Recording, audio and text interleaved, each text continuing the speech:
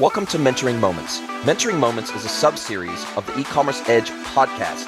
It is composed of clips taken from Jason's one-to-one and group mentorship sessions.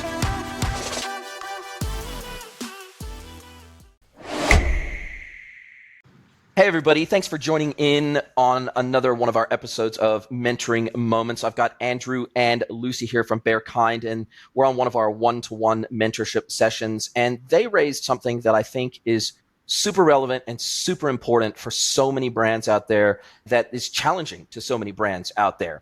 And we started talking about, okay, what happens if we get into a situation, and we're a pretty heavily seasonal business, as many brands are, if before we go into our high season, if we have an excess of inventory of a certain type that maybe is either being discontinued or it's not seasonal or whatever it might be, how do we then liquidate our inventory to get the cash flow up to bring in cash for our next season of product? How do we do that without hurting our brand? And how do we do that without completely disrupting our business model and our margins ultimately at the end of the day? How do we juggle all those balls? And then you've got one additional ball in the air for you guys, which I think is not common to all D2C brands, but it is to some, which is that you have a wholesale channel as well. Mm-hmm. And so at the end of the day, any kind of promotions or discounts or bundles that you do on the D2C side of the business is going to be pretty transparent and visible to your wholesale customers, and you don't want to hurt that relationship either. So you want to make sure that your wholesale customers don't feel like you're undercutting them or cutting their lunch in the market. And so there's a lot of balls to juggle, especially now with brands that may be caught with excess inventory, particularly on the tail end of COVID. We see so many brands that overbought during the tail end of COVID because they go, I don't know what the supply chain is going to bloody well do over the next 6 months, so I'm just going to stock up a whole shitload in advance so that we don't get caught with our pants down during our high season, which is when we make 50% of our revenue during the high season. So therefore, if we don't have inventory, it could potentially put us out of business. So these are really difficult questions to ask. And it is that balance between how do we try to get cash back into the business without damaging our brand, right? Yeah. And so what my key suggestion is all the great brands do this, because even Nike has been talking about how they are carrying excess inventory off the back of COVID, because even for them, supply chain disruption really hurt their business badly with all their contract manufacturers. And so even they are carrying more inventory than they want to carry. So if Nike can get it wrong, everybody else is likely to get it wrong too. So this is not like you're the only guys in this boat.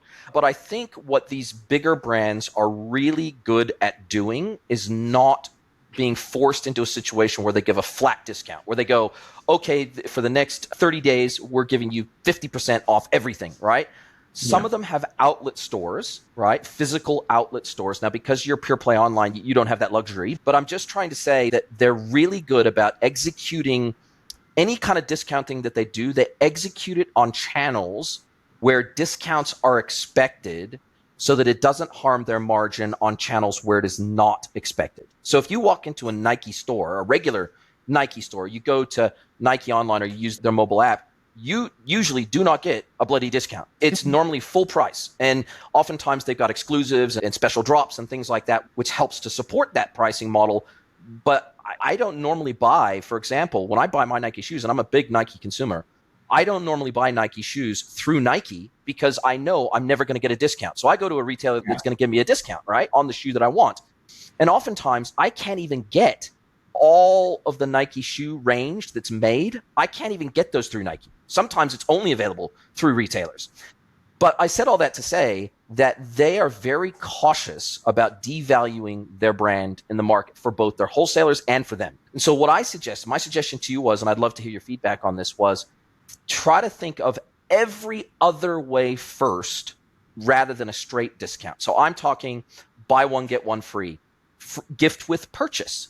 I'm talking bundles and kits, and I'm thinking of how can we think about structuring our catalog in such a way that we effectively are giving a discount, but it's not just a straight up visible line through the price, 50% off, right? Because that's where you start getting brand devaluation. And I use the example of my mom. My mom worked in cosmetics for many years, and their gift with purchase model is the most successful model in all of cosmetics. It drives the most traffic. It drives the most revenue.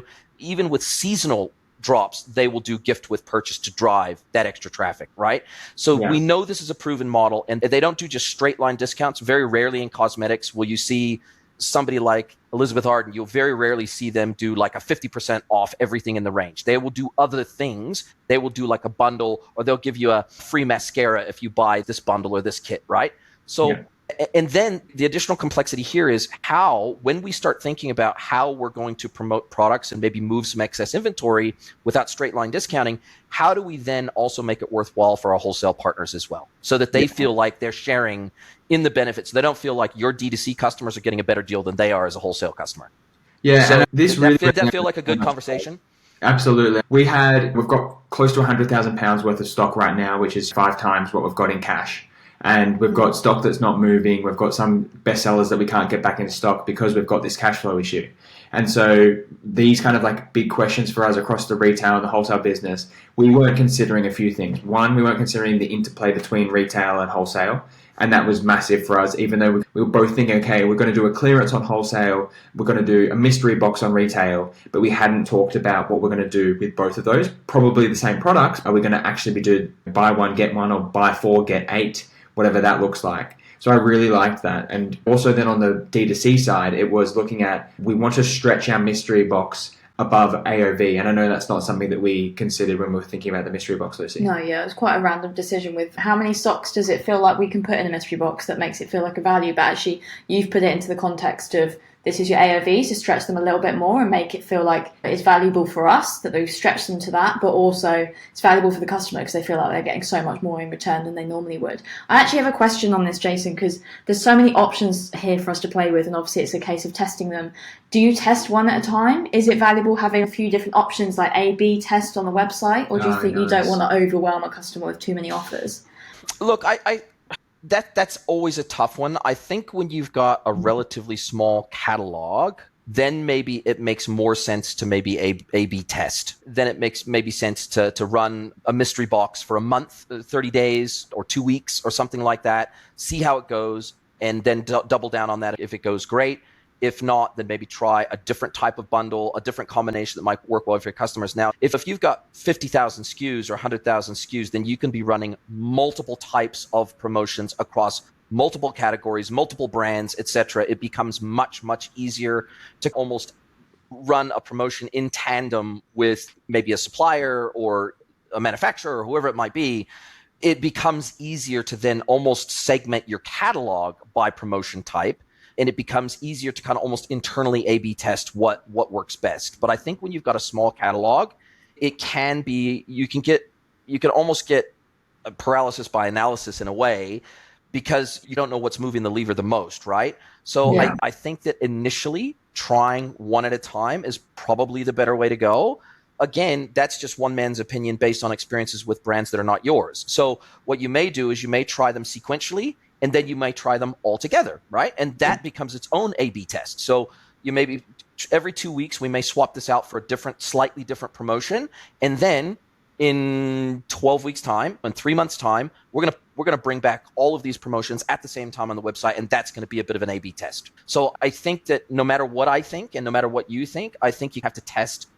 I think you have to, it almost becomes like a multivariate test is actually what it becomes. So I think that pricing, bundling, promotions, these are all really, there's science to all of this, but really ultimately what's going to work for your audience has to be based on testing. Yeah, absolutely. And how do you think we should determine what success looks like for those? Obviously, it gets to the point of which generated the most profit or most revenue, but is there a thing that we kind of turn around and say, actually, that just wasn't good enough compared to no discount or this discount? Great question. Yeah, so I think that because it depends a little bit on vertical. I think for you guys, because decent profitability is built into your business model, and this is true of kind of anything related to fashion, right? They have to have decent profitability because return rates are so high, and there's just so many costs associated other than straight up COGS, which is the cost of the actual physical goods themselves. There's so many other ancillary costs associated with the industry of fashion that the gross margin tends to be quite high in fashion. Not necessarily net, but the gross tends to be. So I would probably be worried initially less about profitability, and I would be worried more about unit sales. What is your unit sales? What does that look like? Because at the end of the day, both your pricing and your profitability are going to be affected by so many external factors, inflation rates. Because, for example, if you just look at revenue, your revenue should be going up every year just in line with inflation, because you're probably going to be increasing your prices in line with inflation anyway. And so that's why I always laugh. I laugh when I see on LinkedIn, the business will talk about, oh, we grew our revenue by 7% over last year. And I'm going, there was 7% inflation last year. You should have, otherwise you're going backwards. But they never talk about they never really talk about their profitability, and they never talk about their unit sales. So for me, if your unit sales are not increasing, then you're not growing. It's that simple. Even if you're growing your revenue, and even if you become more efficient and you get more profitable, you're still not growing your business if your unit sales on average are not increasing. So I always look at unit sales as the baseline measure of success and growth in my business. And it's interesting because as a business, I don't even know what our unit sales are. No, I've got a rough idea how much we sold, rough idea of price that we sold it for. I think it was about £6.5. I think it was about almost 80,000 socks last year, but I couldn't tell you what that is. Which is really bad. And I do get asked that all the time. Like someone's more interested in how many pairs of socks do you sell? And I'm like, if I did this amount of revenue, that's what I can put on my ass in terms of a figure. So that's a really good point. I think that should be built into our board going forward. Yeah. Yeah. Look, I always recommend a brand look at their overall unit sales, because I think that's the true test. That's the true test of brand growth, right? And penetration into a market. So absolutely, I would make that absolutely part of my standard reporting metrics in my business. And I would look at it month over month, year over year, just like I look at all of my other metrics. I would be looking at that as just part of my standard reporting mechanism. Nice. Okay. Thanks, Jason. Sold. Going to do it. Cool. And then the final thing I think that would be helpful to other people is you guys are really good at producing content, right? And you almost have, I don't want to call it a side business, but it's definitely a side hustle, as it were, that you produce a lot of good content around e-commerce, around business, around brand, around all these things that, yes, it helps put the spotlight on your brand, but it also is generally helpful to a much broader audience. And so we did have a discussion around how you're losing one of your key people, they're moving on. And okay, you were looking at initially, okay, do we just take a straight handover from this person and maybe either take that internal, or do we find another person to replace them straight away and just kind of hand it over straight to them? What does that look like for us? And what does it look like for us maybe either getting an editor for our content or getting a VA that can help with more broad tasks, including some of our content requirements? What does that look like for us? And my suggestion to you is because there's two of you, is to really get super clear on what the steps are of generating the content, doing the post-production on the content, then doing the micro creation of the content or the sub-content, and then doing the distribution and sub-distribution of the content. I said, you guys need to get really super clear on what those steps look like to you, so that you can bring consistency to it for yourself first before you look at outsourcing this or parts of it to someone else. And that's probably going to be relatively easy for you guys because there's two of you versus someone like me who's doing all of my own content creation, editing, and distribution myself, one person. And I'm able to do it, putting out 3 consistent episodes of the podcast a week, plus micro content everywhere else. So I think you guys can do it. And I think that what this will help you do is it will help you bring more consistency to your brand content and the halo, and I use that as a halo term. And then once you've brought consistency to that for yourself, it becomes much, much easier to parcel that out to someone else and monitor them for quality and consistency. But until you guys know for yourself and until you've fallen into that groove, and it's taken me a long time. I've been doing content hard out for 7 years, right? And I feel like I have only got to a much more consistent state like in the last 12 months with even the branding of my content and even the styling of my content and even the intros and the outros and everything else. I feel like I've only brought a higher level of consistency to that like in the last 12 months. So really 6 years, I wouldn't say floundering, but certainly not being as consistent as I would like to be. But man, I tell you, once you get to that place of consistency, it makes it so much easier to produce at scale. And I think like we're really starting to view the business across 4 different businesses. We've got direct to consumer, wholesale, we've got our Candid Founders YouTube channel, I've got our online digital course at wholesaleautopilot.com. And what we're trying to do is build out those different verticals so that the chair almost has a few legs to stand on. And YouTube is becoming increasingly important for us, both to generate sales, but then also to basically turn our expense lines into revenue. And so getting affiliate deals with accounting, with wholesale service providers, all of this type of thing as well. And so we're trying to score that into the business. And we're also just having a bit of fun with it.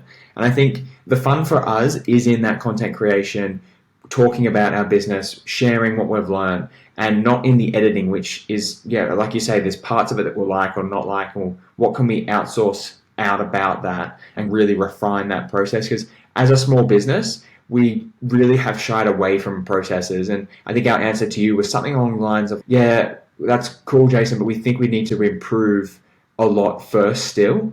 But then taking a step back, that was maybe speaking, and then a step back was like, actually, no, we need to do something here. Let's process it. We're losing someone in the team. Let's use that as an opportunity rather than anything. Yeah, absolutely. I think it's, putting this process in place. And I'm a big believer with, like, the best way of starting something is just starting. And that's what we've done with this. All the content, the podcast, everything, we've dove right in and just started. And then we iterate as we go along. But now, to make the channel a more of a success, to grow it, to get that consistency in, we need to take that step back and look at the process, because we've come into it and said, great, here's my content, I've written a script, let's film it. Yeah. And then we've gone back again and said, oh, sugar, we need to edit it, someone do that. And we've just thrown different parts around. There's no process in place. So now, and I think that's fine, because that's just how we started, because that's just where the energy took us. But now you're right, to get to that next level, it's getting those process steps in place. And as you said, it will make it much easier to outsource, because we'll understand exactly what's required to have that lump of content and distribute it. So, I think, I'm here for it, ready to do this. And I think you raise a good point, which is that I think I told you that I only recently, like within the last few months, actually documented my process in granular detail. And I'm now up to 13 steps. And now with Threads, it'll be a 14th step. But I've basically got 13 steps in my process, plus sub-steps underneath each one of those. And I've gotten into such granular detail around how to even write the descriptions on certain platforms, and to even how to write the titles on certain platforms, and the formatting that we want, and the links that we want, and all that stuff. I did exactly what you did. I just jumped in and did it, and then tried to figure out iteratively what worked, what didn't work, what was successful, what people resonated with, etc., and the process that people resonated with, and the styling that people resonated with, and what seemed to be working, and then pull on that thread once I saw it working.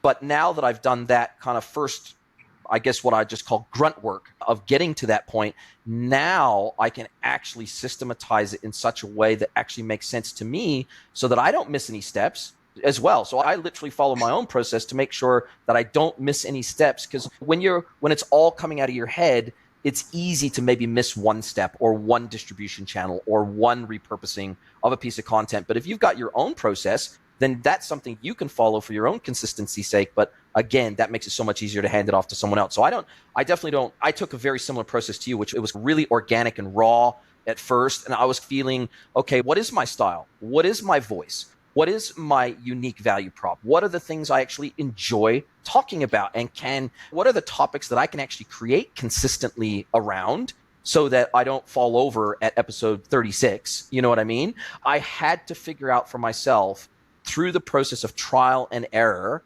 what worked best for me, so that I could stay consistent with my content creation. And then also, what was going to be my pillar content, meaning what was going to be the long form content that all of my short form, or most of my short form content, dropped out of. But how can I leave room in there also for ad hoc stuff that's maybe based on breaking news, maybe based on something that's relevant in the industry right now that I need to talk about because it just came out today and I need to add my 2 cents worth to that discussion.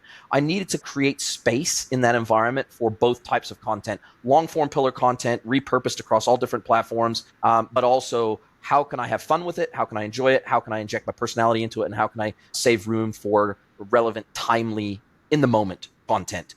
And man, that's what works for me won't work for everyone, and what works for you won't work for me. So I think it is a process of trial and error, but once you get there and once you land on it, you'll feel it, and then you can start documenting the process from there. If you'd like to get mentored by Jason for free, head over to greenwoodconsulting.net, scroll to the bottom of the page, and click Get Mentored by Jason.